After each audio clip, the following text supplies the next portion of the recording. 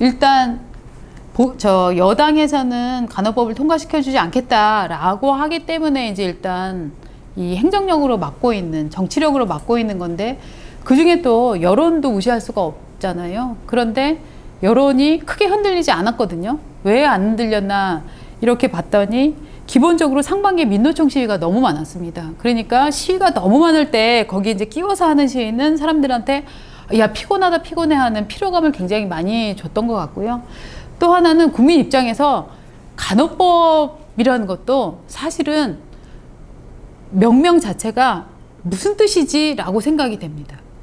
무슨 뜻이지? 그래서 국민들 입장에서 아, 간호법이 통과되면 나한테 이런 이익이 있구나라는 이익을 정확히 소구하는 데는 좀 실패를 했다고 저는 생각을 합니다. 그리고 이게 굉장히 계급적인 문제인데요. 사람들은 의사와 간호사가 싸운다고 생각을 하면 간호사 편을 많이 듭니다. 그런데 여기에 간호조무사라는 변수가 생겼습니다. 그래서 이 전통적인 갈등 구도, 의사 대 간호사, 이 구도에 사람들이 그동안 주목하지 않았던 간호사와 간호조무사의 구도가 들어가 있습니다. 간호조무사는 성별이 여성일까요, 남성일까요? 남녀 다 있거든요. 그런데 대중의 머릿속에는 여여 갈등처럼, 아, 재밌네. 그게 여자끼리 지네끼리 더 괴롭힌다는 거잖아. 라는 종류의 스토리가 편견에 의해서 사람들은 만들어졌어요.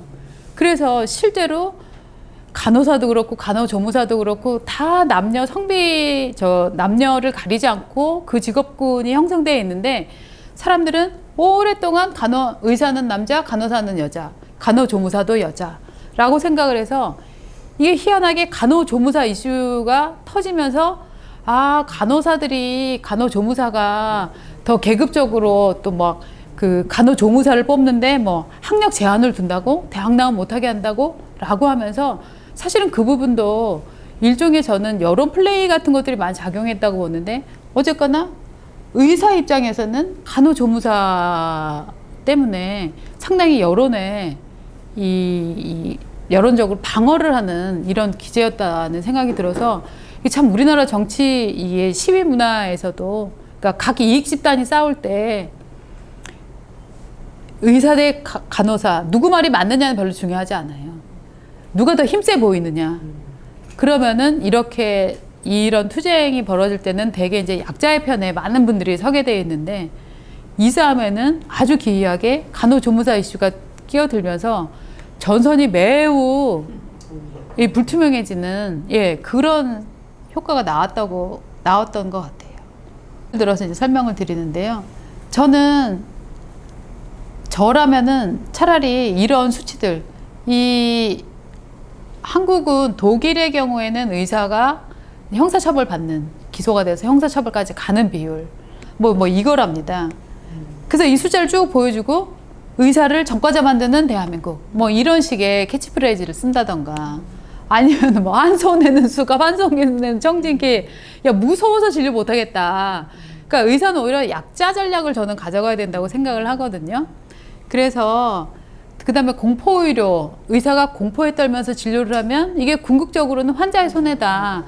이런 종류의 마케팅을 하는 게 되게 중요하다고 생각을 하는데 제가 이렇게 딴 동네 얘기를 드리는 건 보수 여당도 마찬가지로 기본적으로 사람들의 이 정서를 다루셔야 되는 이 파트잖아요. 그렇기 때문에 의사들이 어떤 전략을 쓰고 있지 이게 굉장히 좋은 벤치마킹할 거리가 되는 것 같아서 제가 지금 말씀을 계속 드리고 있습니다. 자, 지난번에 이 의사가 공고문을 내걸었어요. 폐업한다. 사실 이거는 약간 과장이 많이 들어있어요. 왜냐하면 이 의사는 이 병원에 내과하고 소아청소년과를 같이 하고 있었던 거예요. 그러니까 이제 내과만 하겠다. 그러니까 병원을 막 물리적으로 문을 닫고 이사를 가는 게 아니라 소아청소년과를 이제 폐과를 한다는 거죠. 하면서 박은진이라고 치시죠. 박은진 2019년생 보호자의 악성 민원으로 인해 2023년 8월 5일로 폐과함을 알려드립니다. 이렇게 공고문을 붙였어요. 그래갖고 사람들이 야 도대체 2019년생이면 지금 2023년생이니까 3년이니까 4살짜리잖아요. 야, 이 애기 엄마가 얼마나 의사를 괴롭혔으면 의사가 병원을 이걸 안 한다고 하느냐 라고 얘기가 처음에는 나왔다가 누군가 이런 글을 올렸어요. 야, 저 의사는 저 동네에서 2019년생 박땡지는 정말 정확히 찍을 수 있을 텐데, 야, 의사라는 자가 지금 저 애를 저렇게 지금 타겟팅해서 저렇게 지금 얘기하는 게 저게 말이 돼? 라고 누군가 페이스북에 문제를 제기하기 시작했거든요. 그러니까 시간이 흐르면서 어떻게 됐냐면, 야, 그 의사도 정말 애를 소중히 여겼다면 저런 말을 쓸 리가 없잖아. 의사 자체도 싸가지가 없네. 라는 얘기로 흘러서 결국 제가 볼 때는 처음에는 정말 이 의사는, 소아과 의사는 피해자였다고 저는 생각을 합니다. 그 민원의 내용이 굉장히 악성이더라고요. 그런데 이 정무적 판단을 이분은 정말 잘 못하신 거예요. 그래서 처음에 심지어 언론도 이거를 그대로 위쪽에 있는 거를 그대로 따갖고 기사를 쓰다가 이틀째 되는 날부터 저희도 중간에 저렇게 모자이크 쳐갖고 모자이크 쳐서 개인 정보를 보호를 했는데요. 그러니까 여러분들 보실 때는 야, 어떤 사람이 악성 민원을 제기해서 병원문을 닫았다는 게 중요하지 뭐 그 애 정보 하나 나온 게 뭐가 중요하냐 라고 생각을 하시면 큰일 납니다. 기본적으로 문제를 제기할 때도, 피해자로서 문제를 제기할 때도 꼭 지켜야 될 정무적 판단. 아, 지금 이 보호자의 이 태도를 어디까지 보여줄 것이냐, 혹은 보호자의 악성 민원의 내용을 공개해서 나의 정당성을 확보할 거냐, 이 아기의 이름을 공개를 할 거냐, 이런 판단들을 정말 잘 하셔야 되는 거죠. 저는 정말 저는 저 첫 기사를 읽는 순간 김미정 소아 청소년과 의원 김미정 원장님이 조금 있으면 큰일 나겠구나라고 생각을 했었거든요. 왜냐하면 저 아기의 정보를 저렇게 본인은 아마 야, 나는 가렸어 라고 생각하실 거예요. 이름 가운데 자를 가렸기 때문에. 하지만 저거는 절대 가린 게 아니기 때문에 진짜로 이 정무적 판단을 정말 잘 하셔야 된다라고 생각을 합니다. 자, 저는 이 이준석 대표가 그때 올렸던 여성가족부 폐지 7자. 저는 저 7자 공약을 보는 순간 이거 큰일 났다 하는 생각을 정말 많이 했어요. 근데 그때 이거는 그러니까 정치적으로는 그때 굉장히 좋은 선택이었겠죠. 왜냐하면 남성표를 끌어올 수 있다라거나 뭐 결집을 시킨다라거나, 그리고 여성가족부를 확대 개편한다, 여성가족부를 더 좋게 만든다라고 해서 20대부터 뭐 50대 사이의 여성들이 저 윤석열 후보를 찍을 가능성은 별로 없어 보였기 때문에 득표 효과는 아마 없었을 겁니다. 여성 정책을 아무리 강화했어도 그 20대부터 시작해서 50대 이하 여성에서 득표율은 늘어나지 않았을 겁니다. 그런데 똑같은 메시지를 낼 때 여성가족부 폐지라고 정말 속 시원하게 내는 건 이거는 정치라고 저는 보고요. 이거는 정치라고 보지만 그 다음에 그 정치가 가져올 여파를 어떻게 수습할 거냐, 이거는 저는 정무적 판단이어야 된다고 보는데, 이 여파가 지금 어떤 걸로 나타나고 있냐면은 관악이었죠? 시의원 누구셨죠? 최인호 의원. 구의원. 예. 그분이 이제 이를테면은 지금 노정태 씨 경우에는 이 굉장히 진보적인 이제 이 연구자이고 필자고 굉장히 젊은이들한테는 입김이 많이 가서 닿는 좋은 전 필자라고 생각을 합니다. 좋은 필자인데 이분은 거의 지금 이준석 정치에 대해서 거의 스토킹하다시피 하면서 글을 엄청나게 많이 쓰는 분이거든요. 그러니까 이제 그 관악산에서 저 살인 사건이 일어났잖아요. 이렇게 사건이 일어나면 어떤 패턴이 벌어지냐 하면 이 관악산 살인 사건의 주요 가장 큰 제1 원인은 어디 있습니까? 범인한테 있죠. 너클을 끼고 휘두른 그 범인한테 죄가 있는데, 제가 아까도 말씀을 드렸지만 우리나라는 공권력은 잠자고 있었다. 뭐 저희가 흔히 쓰는 뭐 예고된 인재였다. 저는 정말 이게 진짜 언론에 진짜 무책임한 때더라고 생각하는데 저는 그래서 그런 제목을 쓰는 후배들한테 야 알았으면 네가 좀 하지 네가 좀 고치지 그랬어 라고 저는 얘기를 하거든요.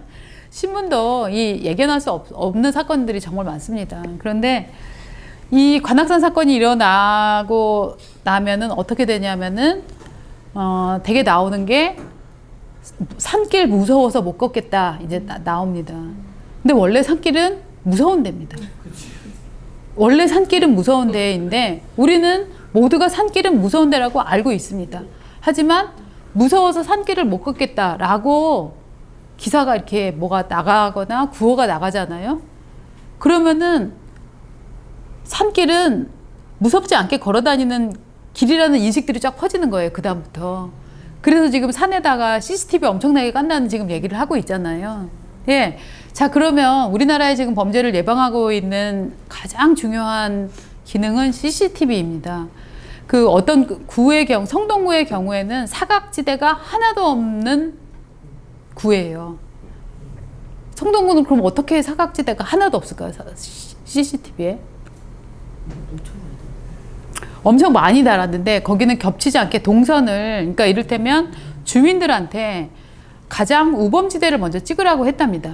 왜냐하면 공무원들 입장에서는 자, 뭐 500m마다 하나씩 설치합니다. 뭐 이렇게 되게 돼 있잖아요, 일을. 근데 그 성동구청장은 주민들한테 여러분들이 사고를 목격했거나 사고가 일어날 것 같은 데를 먼저 찍으라고 했답니다. 그럼 이제 그걸 데이터를 모은 다음에 도시공학 전문가들에게 아, 그러면 당신들이 이 카메라 각이랑 비교해서 어디다가 설치하면 좋을지를 얘기를 해 주십시오 해갖고 지금 사각지대가 하나도 없다고 성동구청장이 자랑을 하더라고요. 성동구청장 진짜 잘한대요. 네. 저도 많이 들었어요. 네. 그래서 그런데 그러니까 CCTV라는 게 굉장히 중요한 요소가 되고 사람들은 여기 CCTV가 없다라는 얘기가 나오고 나면 그 다음에 CCTV를 안 단 놈 누구야 라는 이제 이 블레임을 해야 되니까 찾게 되잖아요. 그래서 나온 게 이제 관악 구의원이 이제 나온 거 아닙니까? 자, 사실은 이 사건에서는 이준석 전 대표는 소환될 일이 별로 없었어요. 소환될 일이 별로 없었는데 이준석 씨의 책임은 사실 여기 없는 거잖아요. 그런데 정치를 하시는 분들은 실제로 자기는 돌 하나를 던졌을 뿐인데 저 한강 저 어딘가에서 무슨 사고가 일어났어도 책임을 이렇게 상류로 막 거슬러 와갖고 책임을 따지게 되잖아요. 그래서 지금 이준석은 뭐 하고 있는가라는 얘기들이 나옵니다. 그래서 결국 이 글에 노정태 씨가 쓴 이 글의 논지는 뭐냐 하면 결국 이 흉기 난동도 남녀 갈라치기를 했던 국민의힘 이 당에 있는 거고 이런 식의 갈라치기를 하면서 구에서 여성 안심 귀가 예산을 폐지했기 전액 삭감했기 때문에 이런 일이 벌어졌다라고 얘기를 하고 있는 거예요. 이것도 이제 정치적인 프레임인데 실제로는 그러면은 이상하지 않습니까? 안심하면서 귀가해야 되는 사람은 여자만이 아니잖아요. 모든 사람이 안심 귀가를 해야 되는 거잖아요. 그렇죠? 그러니까 저라면 여성 안심 귀가 예산을 전용을 하는 방식을 했을 것 같아요. 그래서 주민 안전 귀가라든가 그러니까 모든 사람이 안전하게 귀가할 수 있는 길을 만든다라는 컨셉으로 근데 여기도 주민 안전 안심 귀가 예산이 또 따로 있어요. 그러니까 이 예산 문제를 뜯어보면 여성 안심 귀가라는 항목이 있고 또 일반 안심 귀가라는 항목이 있는 거예요. 그러니까 이 관악구 의원 입장에서는 이거를 폐지한다고 해도 일반 주민들의 안전이 줄어드는 게 아니다라고 생각을 할 수 있었거든요. 그런데 이제 이 여성을 타겟팅하는 그러니까 반페미주의를 자기가 선언을 하면 뭔가 이준석 대표한테도 잘 보이고 혹은 남성들의 지지를 받을 수 있을 거라고 착각을 하면서 이런 걸 크게 홍보를 했다가 지금 일종의 되치기라고 하죠. 이런 걸 지금 당하고 있는 것 같은데요. 어떤 여러분들이 정말로 이게 뺄셈의 정치 있잖아요. 뭘 폐지한다, 누구를 빼버린다 라고 얘기하실 때 그걸 굉장히 조심하시지 않으시면 나중에 모든 책임에 귀속이 되는 깔때기처럼 모든 책임이 귀속되는 상황이 벌어지는 것 같아요. 그래서 저는 그러니까 이런 여성 관련 예산을 이렇게 삭감한다는 거를 굉장히 큰 치적처럼 얘기를 하시고 운동처럼 얘기를 하시는데 이런 예산들을 이름을 잘 바꿔서 개념들을 새로 잡아가는 거. 그래서 실질적으로는 이런 그러니까 젠더별로 나눠서 하는 이런 예산이 사실 여성가족부, 무슨 뭐 문화관광부, 그 다음에 저 보건복지부 여러 군데에 나눠져 있거든요. 그래서 이런 예산이 굉장히 많이 허투루 쓰이는 게 많아요. 그럼 이 예산들을 이렇게 다 같이 모아서 정말 실효성 있는 예산으로 만들려고 하면 여성 있는 항목들을 폐지해야 되는 경우들이 있거든요. 자, 그럼 그걸 폐지를 할 때 이거를 폐지하는 전략으로 갈 거냐, 이걸 삭감하는 전략으로 갈 거냐, 이 예산에 조금 더 돈을 보태서 더 큰 개념으로 확대하는 걸로 갈 거냐, 이런 판단들을 잘 하셔야 되는 것 같아요.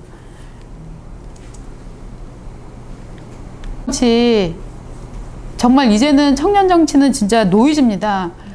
근데 이준석 대표는 여러분들 기억나실 겁니다. 2021년에 서울시장, 그 다음에 당대표, 이런 거 할 때 정말 엄청난 환호였잖아요. 그 환호가 왜 염증으로 바뀌었는지, 거기에는 이준석 대표의 개인적인 성향의 문제도 있을 것이고, 대통령과의 갈등도 있을 것이고, 아주 구조적인 여러 문제가 저는 있다고 생각을 하는데요. 근데 청년 정치가 죽었다, 혹은 청년들이 손해를 본다라고 하는 건 이준석 대표한테 탓을 돌리시면 안 된다고 저는 생각을 합니다. 왜냐하면 이 청년들은요, 기본적으로 제가 586 세대이기 때문에 586 세대에 대해서 말씀드리면 586 세대는 정말 징한 놈들입니다. 왜냐하면 제가 586이라서 알아요. 왜냐하면 저희는 20살 때부터 저도 이제 대학교 다닐 때는 약간 운동권에 몸도 담고 했었는데 20살 때부터 내가 30살에 뭘 하고 40살에 뭘 하고 결혼을 해서 아파트에 살 수 있을까 이런 생각을 해본 적이 없어요. 20살 때부터 생각한 건 국가의 권력은 어떻게 작동하나, 그래서 저 엄청난 국가 권력을 전복시키기 위해서는 우리는 어떤 전략을 써야 되나, 국가를 전복하기 위해서는 대중을 어떻게 동원해야 되나, 이런 생각들을 20살 때부터 했었던 사람입니다. 그래서 이 586은요 시대가 돌아가는 흐름을 정말 잘 읽어냅니다.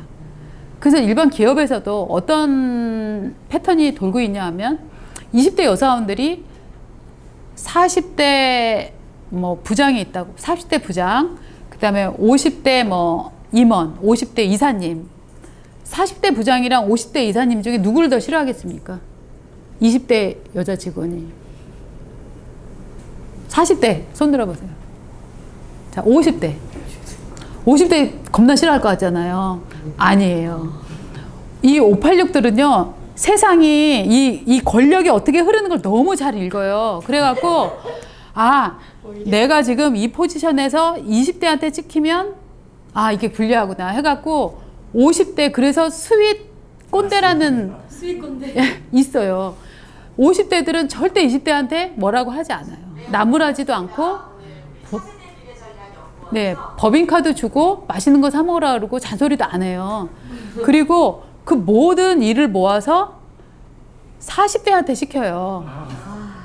그러면 이 40대는 내가 왜, 저 이사님 이거 쟤들 20대 30대 쟤들이 해야 되는 거 왜 제가 해야 됩니까? 야 쟤들 피곤하대잖아, 네가 해. 저는 안 피곤해요. 야 너는 옛날부터 했었으니까 그냥 해 라고 하고, 그러니까 그럼 어떻게 되면 낀 40대들은 20대는 30대한테 짜증을 냅니다. 그러니까 20대 입장에서는 야 이사님도 나한테 괜찮다 그랬는데 저 팀장 저놈은 왜 저러지? 역시 우리나라 30대 재수없어 라고 해갖고, 그리고 세대 교체를 해야 된다, 20대에게 기회를 줘야 된다. 누가 가장 얘기 많이 할까요? 50대 60대들이 얘기해요. 왜냐하면 자기네가 40대한테 추월당하는 것보다 50대에게 기회, 20대에게 기회를 주는 게 자기한테는 유리하기 때문이죠. 네, 그래서 정말 제가 586이지만 이 80년대 대학을 다녔던 이 386 운동권 세대는 진짜 얍삽하고 정말 공기의 흐름을 잘 읽는 인간들이에요. 그래서 이 처음에 이 이준석 대표에 대한 뭐 청년의 힘 이런 거 환호들 나오고 이랬을 때도 가장 열광했던 세대들이 그 과거 운동권 세대와 궤를 같이 하는 이 386, 586 지금 세대들이거든요. 이 사람들이 굉장히 후원을 많이 해줬고 지지를 많이 해줬고 언론사에서도 기본적으로 그런데 그럼 왜 그랬느냐라고 생각해보면 이 늙은 보수가 살아갈 길은 청년에게 업히는 수밖에 없다라고 생각을 했던 거죠. 자, 그런데 업혔는데 보니까 얘가 계속 업고 갈 생각은 없네 라고 생각을 하면 이제 빠르게 또 선자를 합니다. 빠르게 선자를 하는데 그러면 사람들이 야, 당신들은 그러면 지금 이준석 청년 정치 얘기를 하더니 그럼 청년 정치를 이용만 해먹는 거야? 라고 얘기를 할 것 같으니까 기본적으로 지금 우리나라에는 청년들이 풀기에는 너무 복잡다단한 문제가 있기 때문에 이제 정치가 더 원숙해질 필요가 있어 라는 담론을 계속 만들어내고 있습니다, 지금. 그리고 실질적으로도 저는 이 흐름이 박근혜 대통령 때부터 생겼다고 생각하는데 당시에 김기춘 비서실장이 연세가 아마 75살이셨을 겁니다. 그러니까 지금 여기 계시지만 다 지금 옛날 같으면 환갑에 이게 막 잔치상 받으실 분들이 엄청나게 지금 일을 많이 하고 계시잖아요. 그렇기 때문에 여러분들이 예전에는 60, 70 넘으시면 정치를 하던 분들이 진짜 없었습니다. 지금은 아마 한 70세 되신 다선 의원한테 언제까지 하실 예정이십니까? 라고 물어보면 나 앞으로 한 3번은 더 할 것 같아 라고 얘기를 하실 겁니다. 그러니까 여러분들이 들어갈 자리는 왜냐하면 예전에는 그분들이 일종의 보수가 제가 달라졌다고 했는데 기본적으로 여기에는 정말 장수의 역설도 같이 들어있습니다. 그래서 이분들이 너무 팔팔하시고 그리고 여러분들이 지금 살아가면서 오늘이 제일 똑똑한 거 같지 않으세요? 그렇잖아요. 점점 나는 똑똑해지고 있고 그리고 몸도 튼튼해. 심지어 예전보다 돈도 있어. 그러면 뭘 한다?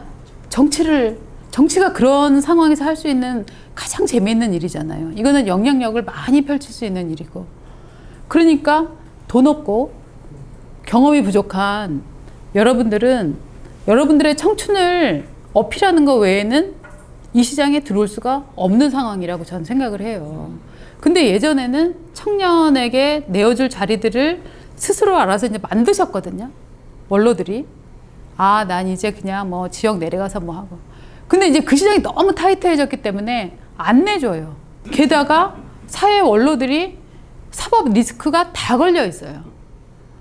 자, 그러면 사법 리스크 걸려 있는 사람들 입장에서는 국회의원을 하는 것이 너무나 지금 방패로서는 유리하기 때문에 너무 많은 요소들이 여러분들이 들어갈 룸을 점점 더 좁히고 있단 말이죠. 자, 그럴 때 여러분들은 어떻게 살아가실 거냐.